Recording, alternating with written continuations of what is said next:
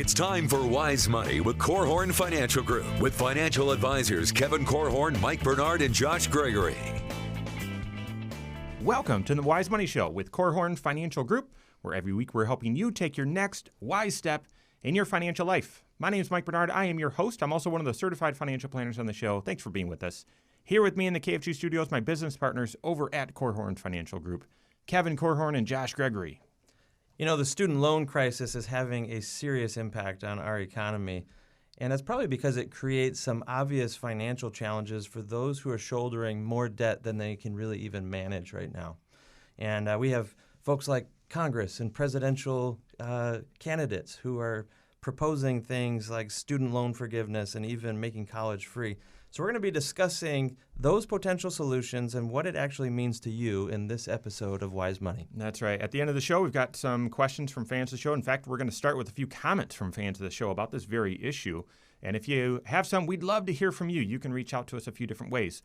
wisemoneyradio.com is how you find us online. You can submit comments and questions right there on the right. You can also find the blog there. You can reach out to us at KFG if you have any needs or have any questions. You can call or text us, 574-222-2000. That's 574-222-2000. And then all over social media, you can find the show that way, and you can submit questions there as well. Facebook, YouTube, Instagram, Twitter, all that sort of stuff. Search Wise Money Show, subscribe to it there, and submit questions there as well. Okay, Josh teed it up, but we have a crisis in America, and that crisis is Michigan is terrible at football. I mean, they are so bad. There, didn't you? They're so bad at football. That is a crisis. That hurts my feelings, Mike. So Kevin's son is at Michigan. Josh and I are fans. And it's hard to say that, but that is a crisis. Yeah. My son is at Michigan, and he's not a fan. Yeah. He's having grown up here. He loves the Irish. So that's a good segue. Kevin's got his middle child is right there at U of M. So no, really, in all seriousness, the crisis is about student debt and about paying for college. And if you look at some of the statistics, we'll try to share just enough to be helpful, but not enough to confuse you today. It's a crisis. We have a problem. We are not on the right trajectory. Just quickly, I've received a couple of comments from fans of the show just within the last month. And Melissa said, the interest has grown so much that when I went back to making payments after forbearance, I could not afford the payments. And then Leah, another fan of the show, said, after my first year of college, I saw how much debt I was going to be accumulating over 4 years, and I quickly realized I couldn't afford this. This is just recent from fans of the show that have written in and talking about their own situation. So first, how did we get here? And then how do we get out of this student loan crisis? Well, I mean, this has been at least a generation in the making, right? I think we could look back on history and say at one point we could all agree that this was true, that the best way to enhance your earning potential during your working career was start with a college degree. And that's why I think you've shared in the past, Kevin, that your dad, he drilled it into your head, you will go to college, right? Absolutely. Because it was that important. It was a foundation for a bright future. And now I think I would still say that, but I would add the caveat, it depends on what degree you have. Absolutely. And, part of the reason why we can have so many students coming out of school with a degree that isn't paying for itself is because maybe it's so easy to get loans these days. The government, a generation ago, declared that it is so important that students are able to get a college degree that we're going to make sure we fund it as a nation. And that's why so much of the student loan debt that is out there is government-guaranteed loans, right? They've made it easier to get money for school, and that has sent a lot of people to school who maybe a generation or two ago wouldn't have had access to the funding to be able to pull that off. Here's the difficult thing and why this is a crisis, but also a tough debate, not an easy problem to solve, is offering student loans to anyone is a way of providing opportunity, right? So you want to have opportunity to go pursue and get an education and get the career that you want. The problem is pursuing that opportunity can often lead many people into bondage and their lack of opportunity. And we're seeing that statistically with some of these. There's 1.5 trillion with a T. That's 1.5 thousand billion. All right. Wow. The student loan delinquency or default That's rate astounding. is 11.4%. I mean, that's the thing. The credit worthiness, if this was an auto loan, banks would no longer submit loans for cars. And yet we are still doing it. The number or the amount of borrowers that are currently in default, they haven't made a payment. They're supposed to make a payment. They're not in deferral. They're supposed to have made a payment, and they haven't made one for at least a year. Is 5.1 million struggling souls out there. Wow. And so this is I am all for equal opportunity. I am. But you need to be careful about not pursuing opportunity and walking right into bondage. Well, compare a student loan to getting a loan to start a business. If you marched into a bank and said, "Hey, I've got a great idea. I want to start this business," they're going to ask for a business plan, right? They want it to be proven. Show me that you've thought through how this investment is going to launch you into a successful enterprise of some sort. And if they're convinced, then they will make the loan. But these days, you don't really have to do that kind of forethought, that type of planning when it comes to getting a college education. You can show up not even really knowing what you want to study. You can change your mind on what you study many times. You could extend your college career because of something like that. And ultimately, there are many folks who graduate from college and they don't know how that investment is going to yield any kind of results. A business loan would never get approved in a case like that. And I at least, I'll speak for my own kids, I want them thinking, if you're going to go to college, and I hope you do, I hope that you're making an investment in your future so that any money you pay to that college, whether it's borrowed or earned money up front, I want you thinking that this is an investment that has to pay for itself. Mm-hmm. Have a plan, in other words. Yeah. Think of it more as that potential business owner trying to get funding for a new company. Can I take another leap here and say it's not just there's got to be a pause and look at, well, how are you going to turn this investment into a profitable business, right? And that business plan that Josh is talking about, or scrutinizing the career choice and saying, well, will this be able to provide enough income that justifies this cost? What if we just look at paying for college differently? I agree that we do need to scrutinize and make sure you're not going headlong into debt for a degree, for a career that really won't allow you to make those payments. I have a friend of mine who's a law professor at Notre Dame and said, unfortunately, Notre Dame has sort of priced themselves out of educating someone who just wants to be a hometown estate planning attorney, right, and go back to their small town. You just can't make enough money doing that to justify paying for that. But what about the way you pay for college? And I mean, Kevin, you sacrificed. You shared this last time on last week's episode. You sacrificed tremendously so that you could afford college. I did, not the same sacrifice as you, not even close. And I know Joshua did as well.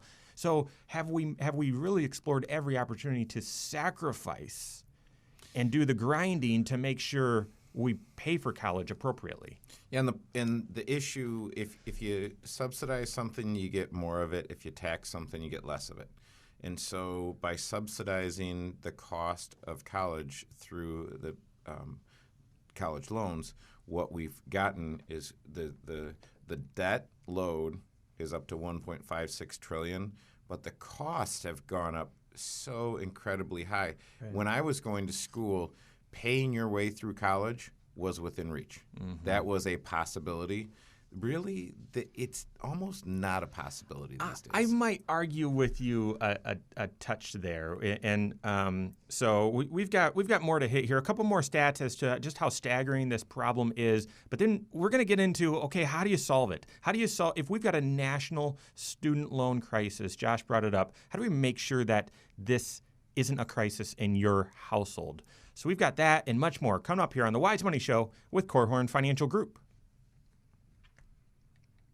All right. Thanks for watching on the YouTube channel. Appreciate that. If you're not a subscriber, I'd encourage you to hit that subscribe button. Hit that bell button as well so that you're notified of every new episode of the Wise Money Show, as well as every new vlog post of your next wise step.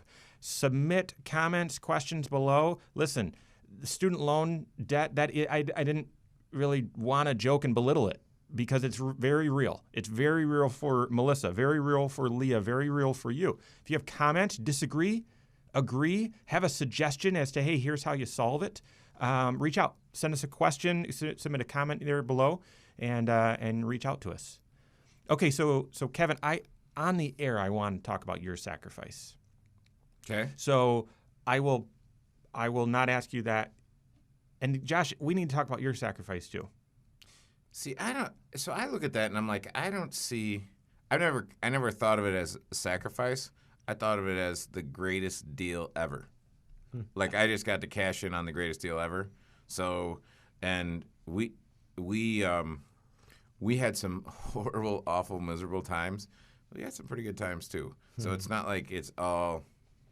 So anyway. So I didn't view mine as a sacrifice either, but it's not when everyone else is going to watch the Super Bowl, and I go to work as a cook, because it turns out when people are watching Super Bowl, they want to eat wings. Yeah, that's right. And so when you are a cook at Buffalo Wild Wings, that's what you do. I wasn't a big partier, and all my friends were. So missing a party to go to work was easy. Actually, that's one of the reasons why I went to work there.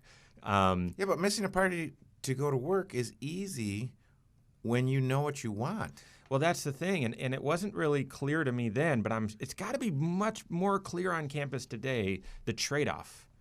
That, okay, I will do that because that's how I'm going to pay rent. And yeah, I could get student loans to cover rent. They call it room and board, but it's rent and meals. Isn't that interesting how we change the words of things and it manipulates our approach to them? Nope, I'm not going to borrow to pay rent and for food. So I worked even when I was a college athlete as well. We all worked because we were all sort of poor, and so we taught and coached intramurals, and we did other things. We didn't make a ton of money. Obviously, made a lot more at B-Dubs, but you just worked, and then of course I was very fortunate. My folks paid for tuition. I just had to work and cover all of the living expenses, and so not everyone's in that sort of situation. But I think if I wasn't in that sort of situation, I would have stayed home and worked to pay for tuition instead of gone to live somewhere else to work to pay for my living cost. Yeah, I mean, when it costs $1,000 a month to stay in a little room the size of a postage stamp and eat, I'm like, well, I can tell you this, Caleb, it doesn't cost you $1,000 a month to stay at home. And they've got issues with the smells in their room, and he's like, Dad, They'd have that at home too, though, right? No, they wouldn't, because the mother would not tolerate that. Good point. And so he's like, well, Dad, everyone's getting these diffusers with this oil. And I'm like, Caleb, a diffuser, putting oil into the air, only covers the smell. That's right. The smell is still there. It just changes the smell a little bit. Get to the root. Yeah, right. Take a shower. So, and wash your sheets more than once a semester. Yeah. All right, so we're talking about student loans, and I want to talk about. I don't even know where to start, where to pick it back up. I do want to get into. Well, there's two groups of people we're talking to. We're talking to the people that have student loans, and the people that don't yet have them. So there's a different message for both of them, right? Yep. The message for the people that have student loans is one, and the message to people that don't yet is a different message. All right, we're going to start with the controversial thing, though. So we'll start What there. were we leaving off on? You said you disagreed, but then you never said why. I know, because my brain moves really way too fast for my mouth. I can't remember. I don't remember what you were saying. No, I disagreed Yeah. that. Oh, I disagreed that you basically can't pay for college today yourself as a child. You can't work your way through college. All right, I disagree with that. Well, Okay. you Maybe for we sure start can. with that. I can tell you how to do it, but It may have been easier before, but I don't know. My dad, it took him 9 years to finish college. 9 years because he worked full time. When you have to leave your house because you're in an abusive situation and you leave at 17, you go get a job full time. And when you do that, and a career is important, you get a degree is important, you go to class at night. hey, Ken Corhorn Jr. beat David Bernard Yeah. because it took Ken Corhorn Jr. 10 years to get through college to get the history degree from Hope that he never used. But that allowed my dad to go into management, whatever that means, as opposed to just working on the field. And Yeah, so, anyway. sweet. All right.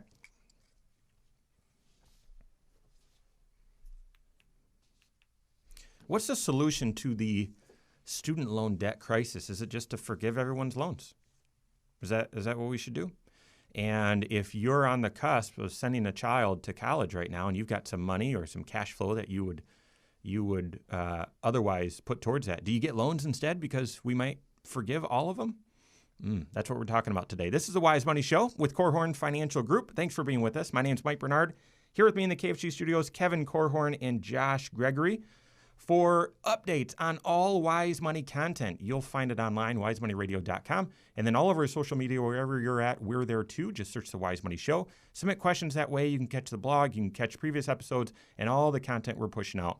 wisemoneyradio.com, and then everywhere on social media, the Wise Money Show. All right, guys, seriously, we're talking. It's not quite campaign season, but it sort of always feels like it is. There's a whole bunch of talk about solutions to this problem being we'll just forgive everyone's loans. Now, Josh is shaking his head if you're not watching on the YouTube channel.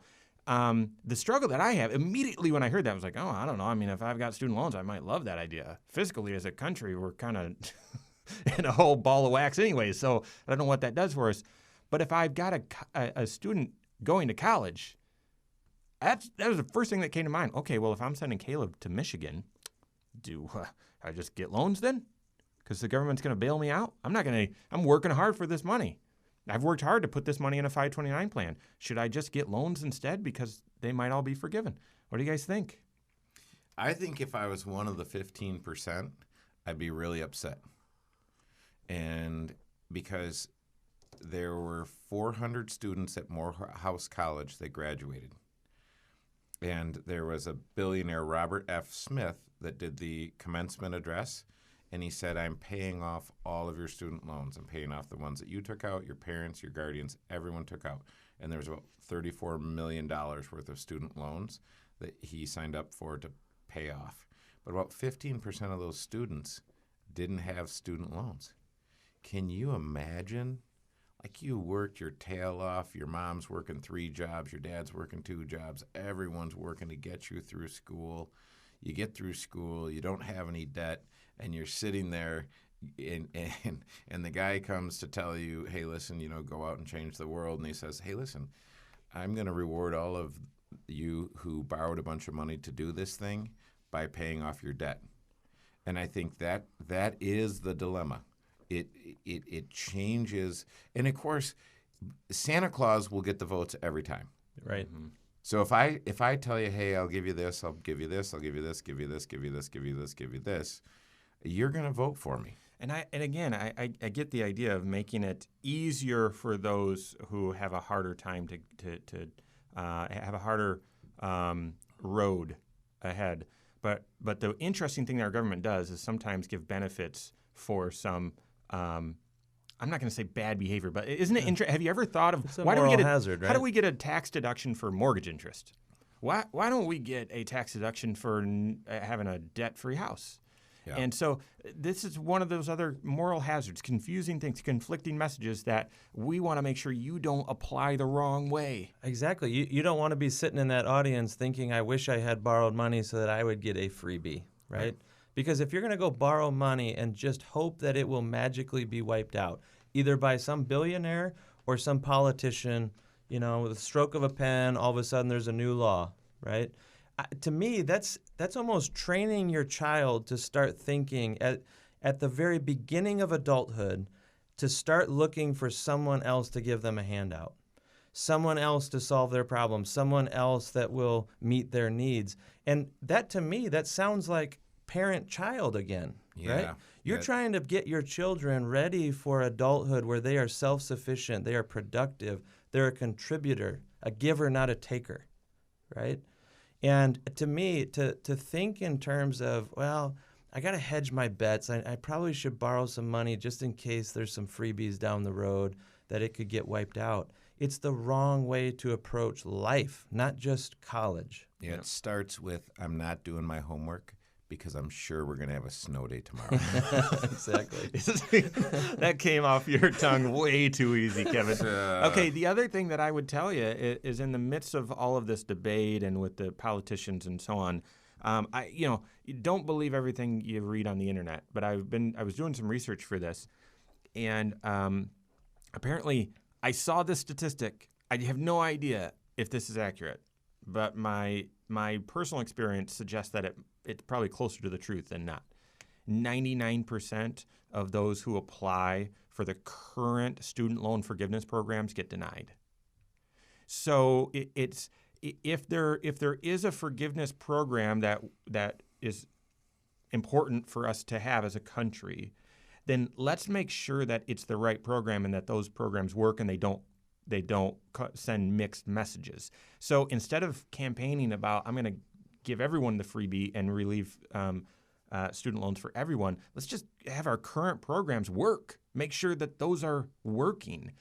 And that, to me, we got to start talking about that before we introduce new policies. Yeah, and the big difference between Robert Smith paying off $34 million of student loans for the Morehouse College graduates and the government saying, hey, we're going to pay off the $1.56 trillion or whatever the program would be, Robert Smith had the money. Right. I mean, that is the problem, is that as a country, we're already 20+ trillion in debt. So if we approach this the way that you're approaching things in your own household, you would sit down and you'd say, well, we'd like to do this. Okay, well, we'd like to pay off everyone's student loans. We don't have the money. So if we don't have the money, we're not going to do it. Yeah. So. Yep. And the government is effectively borrowing to cover it and bringing all your neighbors into the cause as well, right? The difference between a billionaire choosing to make a generous gift. I mean, what an amazing act of kindness there. Mm-hmm. But that's different than taxpayers bringing all that responsibility onto their shoulders because of political action. Mm-hmm. It becomes public debt at that point. Yep. And maybe it's easy to say for a politician when our national debt is in the tens of trillions, why not throw another $1.5 trillion on the pile and we just collectively all magically make student loans go away for an entire generation? Why not?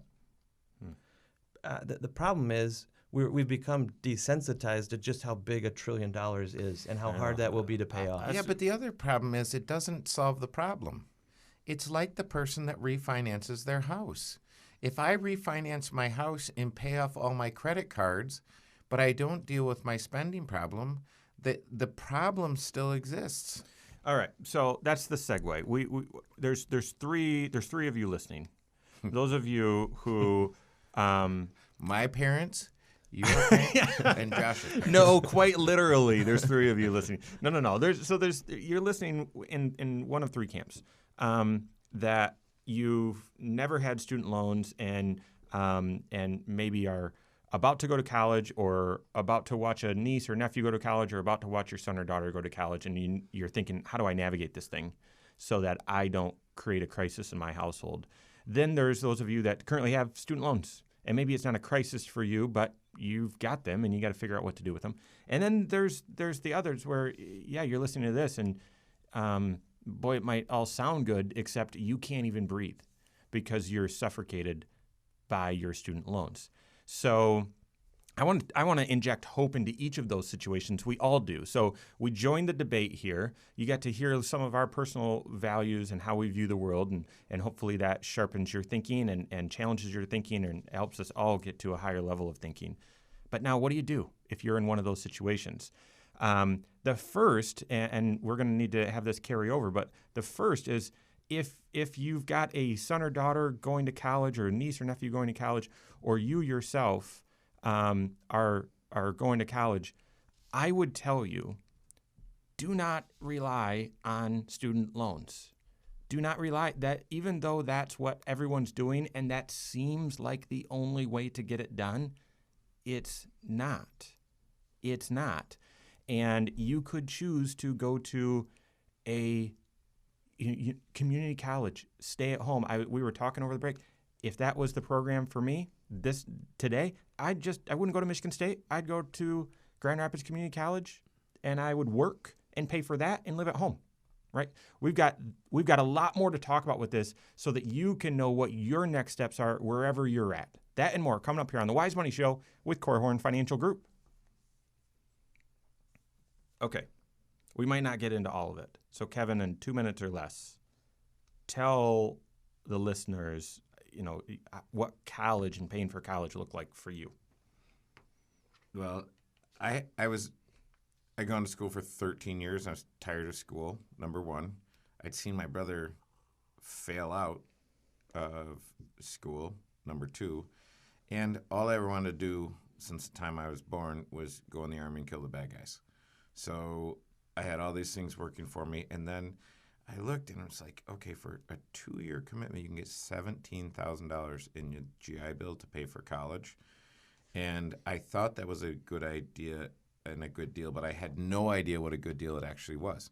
So I signed up, and because I did longer than 2 years, my GI Bill ended up being $17,800, which was $422.22 per month over 36 months. But then because I signed up in the National Guard, my payment was $472.22 per month. And then actually, right towards the end, I got another bump, so it was $522.22 per month. So that money came to me every month for 36 months. It came tax-free, totally tax-free. And I used that to pay for college, but because I had been in the Army, I was independent, and so I qualified for a Pell Grant, and actually I had $20,000 of student loan repayment through the National Guard. So I got as many student loans as I could, but this was back when they didn't really have student loans, so that looked like, I don't know, I think I might have been able to borrow like $4,500 all in. And all of that got paid off by the National Guard. And then I also, because I had been a veteran, I didn't have to live on campus. And the price of living in the dormitory housing was about 4 times what it was to live off campus. So I stayed in the clubhouse with a bunch of guys, and it was $125 a month. It was $125 a month for the 4 years that I was in college. And I bought my own groceries, made my own food, took care of that, and it was very, very, very inexpensive to live there. And so I just said, look, I'm not going to leave here in debt, because I didn't know what I wanted to do. And so I said, I'm not going to walk out of college in debt. And I had opportunities, and really the whole time I was in school, I was working because I was in the National Guard, so that's 1 weekend a month and 2 weeks in the summer. But I also got a job just working in a parking booth. Because I'm like, look, seriously, if you're only spending 16 or 18 hours in class, you have a ton of time Yeah. if you use it. So I worked and I played rugby. And so I fully used all my time to do stuff. I think there's a desensitivity to loans right now. I mean, it's just so much more common. And I know we can say, well, they're available. Yeah, but just because it's available, people need to know that they can go get them and actually be okay. Yeah, I'm willing to go get that. And there's something where, I mean, we'll probably, hopefully I share it on the air. You know, when you buy a house and get a mortgage, they have you sign a stack of papers that are outrageous. And if you've ever bought a house and you're listening, there's one piece of paper that you really know. It's right the only one you understand. And it says, this $100,000 loan will actually, with interest, cost you $320,000 real dollars. And you've got to sign that stinking thing. It's the hardest signature I've ever had to do in my life. It's the hardest signature ever to say, oh my goodness, how much is this loan actually, how much is this house actually going to cost? What if we did that for college loans? Well, I mean, even think about this. I did some college visits with Caleb last year, and one of the schools we went to said, look, if you come here, you automatically qualify for a $5,000 loan. So I was talking to him Reframing it. about that, and I said, Caleb, so that $5,000 loan, how much money do you need to pay that back? And he said, well, you need $5,000. I'm like, no. You need to earn about $8,000 and pay taxes to end up with $5,000. So it looks like a $5,000 loan, and so you think, well, I just need to go earn $5,000 and pay that off. No, I need to earn $8,000, pay taxes on that money to pay off my $5,000. Plus all the interest that's built. I think the other problem is that even when you say that, it sounds like you automatically get this $5,000 gift. That's a loan that you have to pay back. Like, doesn't it sound like it's all framed like it's a gift, that this is a benefit to you? Have Okay, you ever we gotta had get started. Yeah, I mean, have you ever had a family member say, hey, we'd like to give you some money for your honeymoon or something like that, and you say, well, all right, well, it will be a loan. Yeah. You can keep it. Thanks for the offer. All right, so third segment, we're going to be talking to those three groups. If we get out of this segment talking, right, Lindsay, we're at 3? Yep. This is the start of the third. Okay, we got to hustle. So, okay. How do I kick her off here? If you have a child or a niece or a nephew, or you yourself are on the verge of going to college, how do you pay for it? How do you pay for it and make sure that you don't become part of the statistic that is this student loan crisis epidemic that's going through America right now? We're going to help you with that. This is the Wise Money Show with Korhorn Financial Group. Thanks for being with us. My name's Mike Bernard. Here with me, as always, Kevin Korhorn and Josh Gregory. Want to remind you, every episode of the Wise Money Show is on our YouTube channel. Just search the Wise Money Show on YouTube, subscribe to it, and hit the bell for content. One of the things that you get with that on the YouTube channel, we just turn the cameras on at the beginning of the show, and we just record everything through the breaks. This episode, probably more than any other, except when Ron Powless was on, the breaks for the podcast and for the radio have been filled with a ton of bonus content, a ton. And so I'd encourage you, check us out on YouTube, Wise Money Show, sign up for notifications. And this is a controversial topic, so make sure you're commenting below. All right.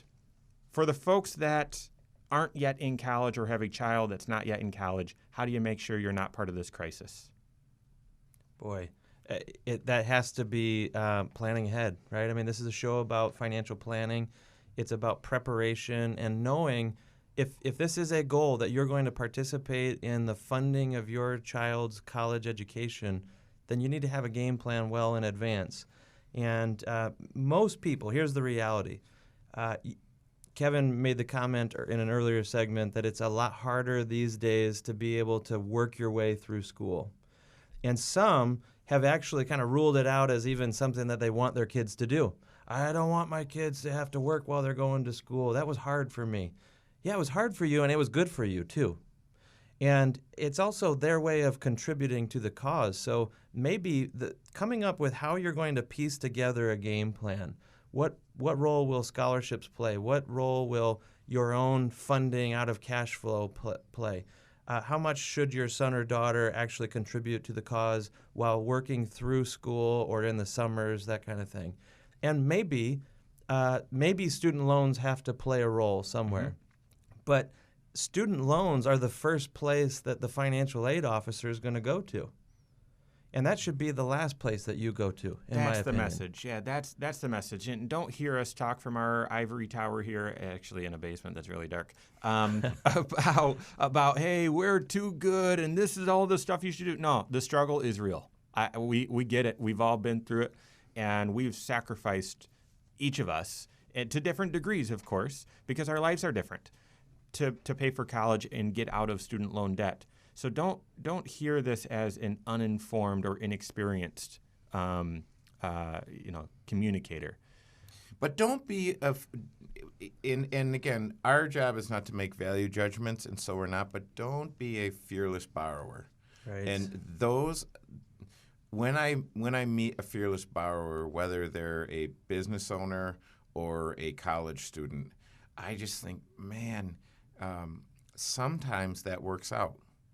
Sometimes that's okay, but a lot of times the goodness that you get up front from that loan creates multiples of pain beyond that, and it's so hard. I mean, how long do you want to pay for what you did in college? Yeah. I'm still paying for it. So I would also I'd rethink community college. I'd rethink staying at home. I'd rethink work. I'd rethink work in the summer. I would. There's and any of those things. Well, it's not as fun as going away to school. I know, but neither is being a slave to this debt. That is not fun. And keep right on going. I would rethink dual credit, dual enrollment, getting through. At Edwardsburg, they've got a 5-year plan in conjunction with Southwest Michigan College, where at the end of the 5 years of high school, in essence, you walk and graduate with your class, but you do an extra year. You've got an associate's degree. I mean, so there are all kinds of programs that you need to get out and figure out and explore. If you say, hey, listen, my goal is to not have debt. Because I can tell you this, the $1,000 a month that we're paying the University of Michigan for Caleb to stay in a little postage stamp dorm room and eat their food, we wouldn't charge him that much. Yeah. So his ability to get through school without any debt would be dramatically different if he was staying home. It's a fine school, though. It's a fine school. Okay, so for those of you who have some student loan debt right now and you're wondering what's your posture towards this, are you aggressive at it, or there's some tax benefits for having it? Really, and my payment is only this, so what do I do with this thing? Very quickly, what do we say?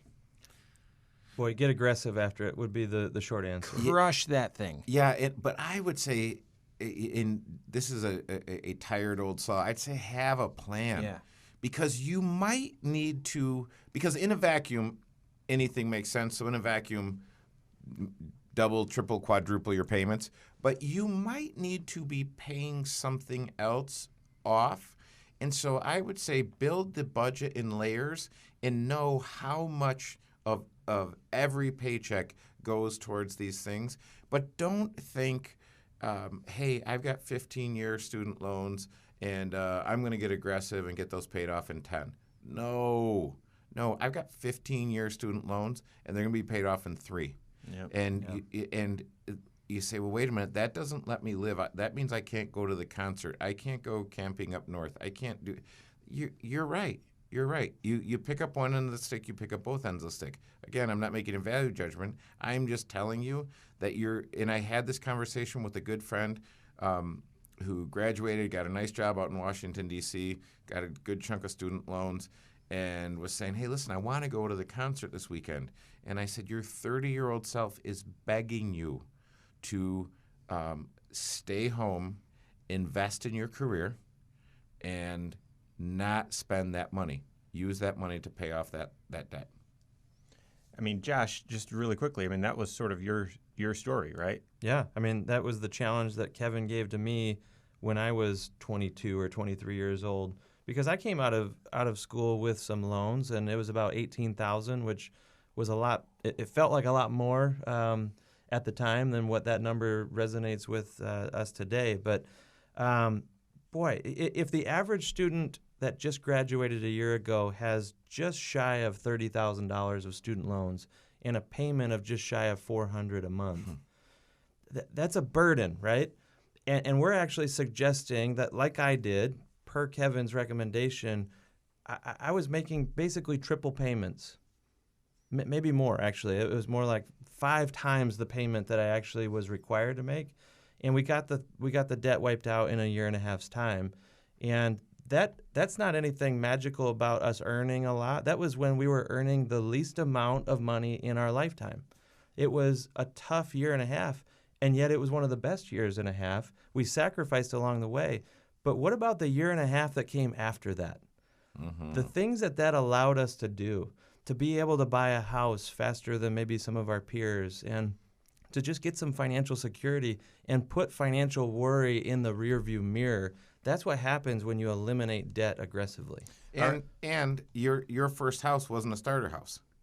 I mean, that was, some of the positioning. If you're suffocated by this student loan right now, these debts, and I the story that I've seen for the people that it's really been an avalanche on them is the folks that have had some difficulty after college, either getting a loan or getting a job, or need to go in forbearance, and then all of a sudden that interest is accruing and this payment has just blossomed and the balance has just blossomed. What's the message? Boy, my heart goes out to those folks, but the warning signs that I would give you is it comes from seeing some folks who are 30 years into their career and still paying on student loans because there was a stretch in there where it was easier to put it into forbearance than it was to do the hard work and make the sacrifices, maybe make some dramatic and bold decisions like changing where you live, or maybe not driving as nice of a car, that kind of thing. Changing careers if you even had to. Working a second job. There's big sacrifices ahead of you. They're not going to be fun. This is where I would encourage you to get a coach, because you're going to need someone else nudging you and pushing you in the right direction. Not that's going to come and make everything magically go away, but will help guide you to the right sacrifice and help you build a plan and encourage you along the way. I would encourage you in that struggle. All right? We've got a lot more coming up, a couple great questions from fans of the show. That and more coming up here on the Wise Money Show with Korhorn Financial Group. Wow, we've probably been rolling for 50 minutes here, right? And we're so we need segment. To burn. Yeah. So if you're watching on YouTube, we've got a shorter break here because we got to get her going. Hopefully this has been helpful. And I just, maybe I'm too self-conscious, but I just don't want anyone to feel like there's any value judgment. Wherever you're at, there's hope. There actually is hope. It's hard work, but there's hope. And so roll your sleeves up. It's hot in here, so Josh and I, that's what we've already done. But roll your sleeves up and get at it. And have someone walk this journey with you. Don't walk this road alone. Yep. And even this morning with my morning routine, my wife suggested a difference, and after 51 years, I hadn't thought of it. Yeah. Isn't that crazy? All right. We're going to start with Mary's question. We might get into both of them. That'd be great. Fourth segment, land on the plane.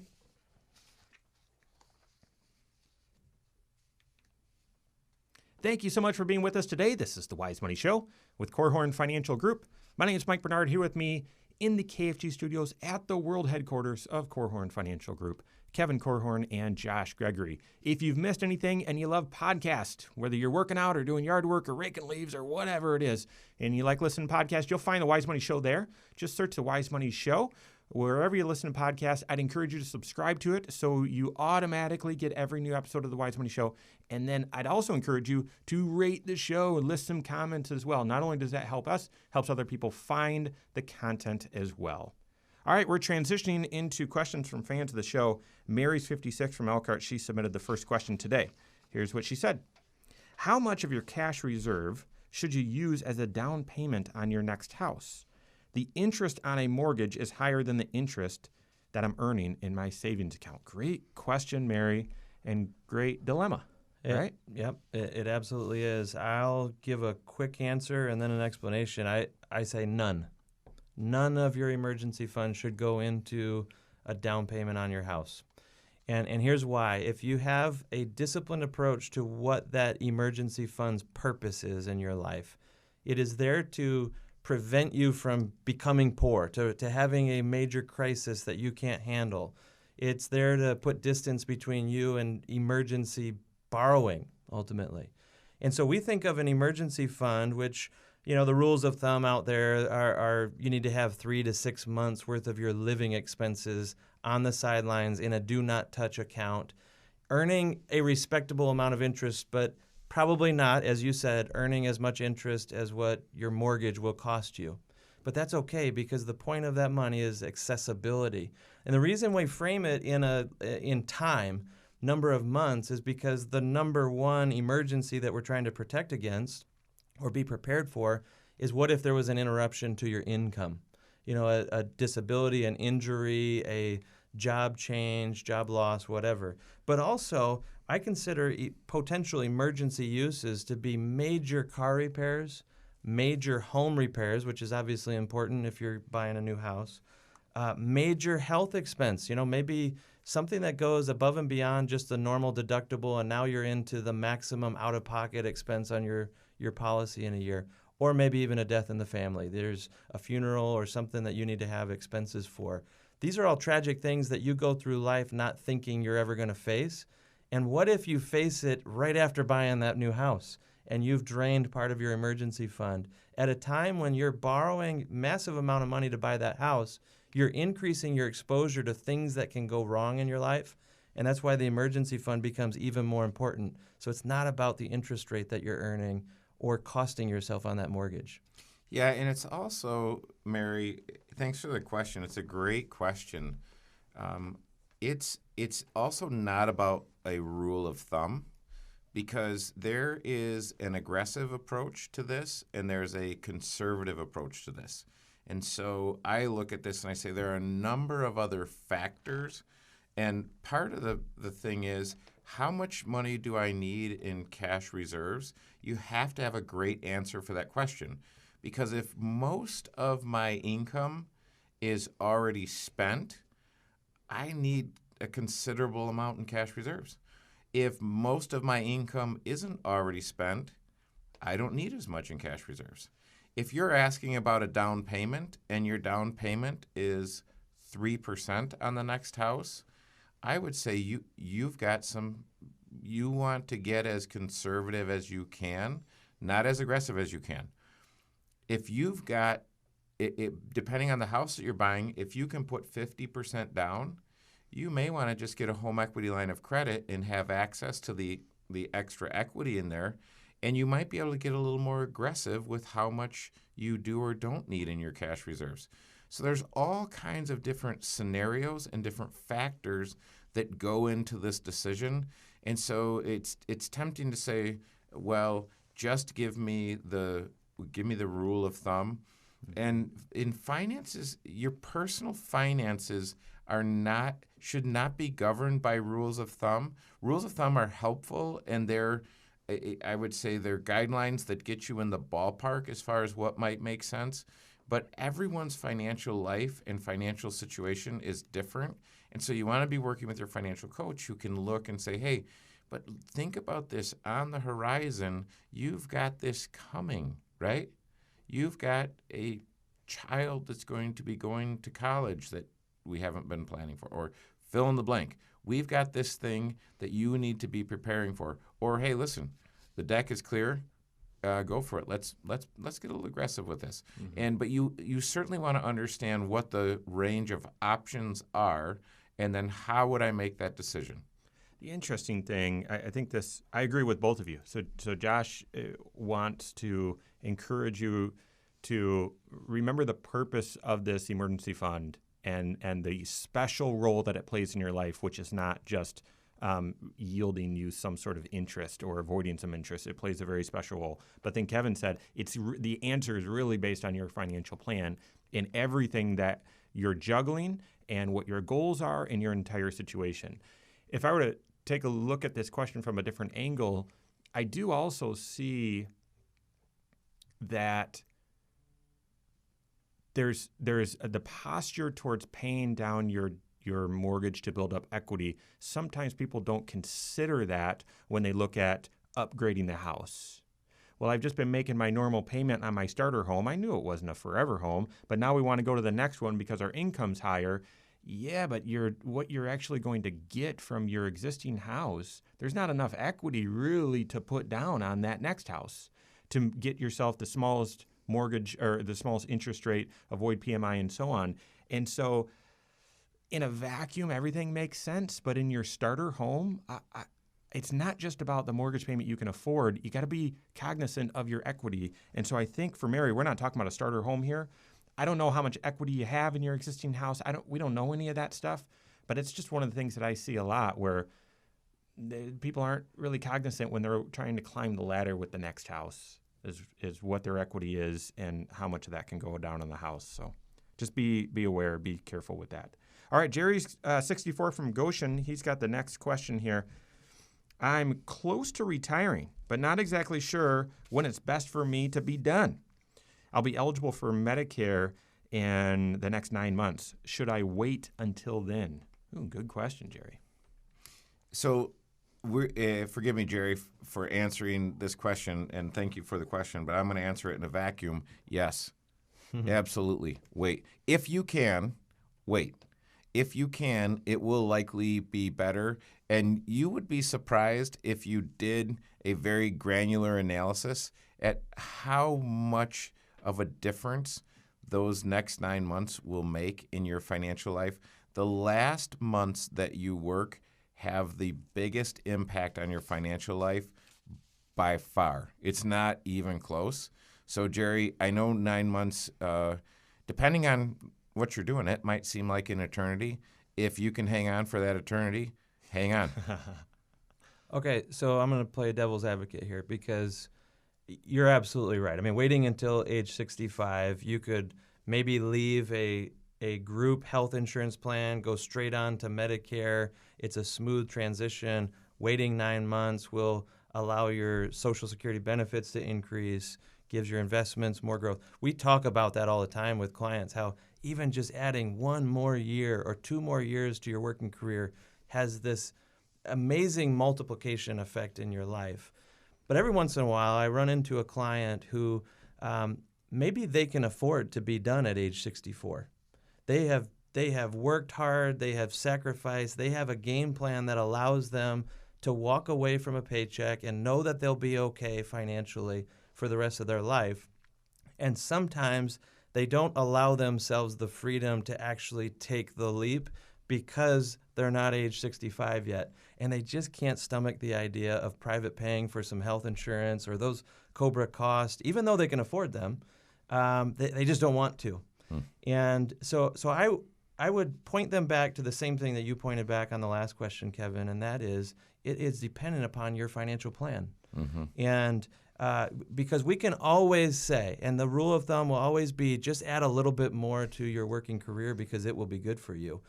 But then again, what is in alignment with your financial plan? That's what we want to encourage you to take action on. That's right. Great question. Great question. All right. That's all the time we have for today. On behalf of Kevin Korhorn, Josh Gregory, and all of us at Korhorn Financial Group, have a great weekend. We'll see you next Saturday for Wise Money with Korhorn Financial Group. Securities offered through Silver Oak Securities, member FINRA/SIPC. Advisory services offered through KFG Wealth Management, LLC. Doing business as Korhorn Financial Group. KFG Wealth Management, LLC and Silver Oak Securities Incorporated companies are unaffiliated.